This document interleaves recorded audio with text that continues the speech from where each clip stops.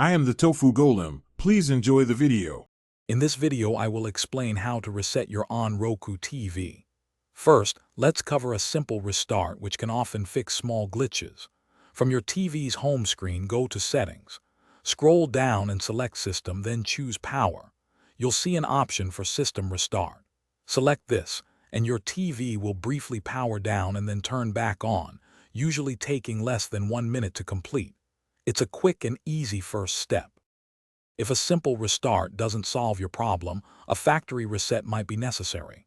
This will return your Onn Roku TV to its original out-of-the-box state.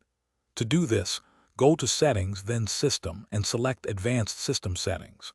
Here, you'll find Factory Reset. Be aware that this will delete everything, so make sure you're ready.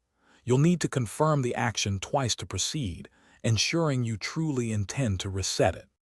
Sometimes, your TV might be completely unresponsive, preventing you from accessing the settings menu.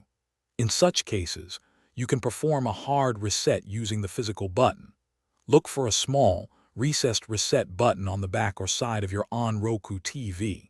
You'll likely need a paperclip or a similar thin object to press it. Hold the button down firmly for at least 10 seconds.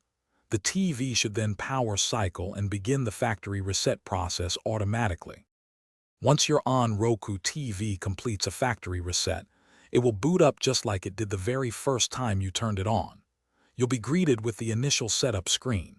This means you'll need to select your language, connect to your home Wi-Fi network, and then sign into your Roku account. Don't worry, the on-screen guide is very straightforward, walking you through each step to get your television up and running again with all your favorite channels. Thanks for watching. Consider subscribing if we helped you today.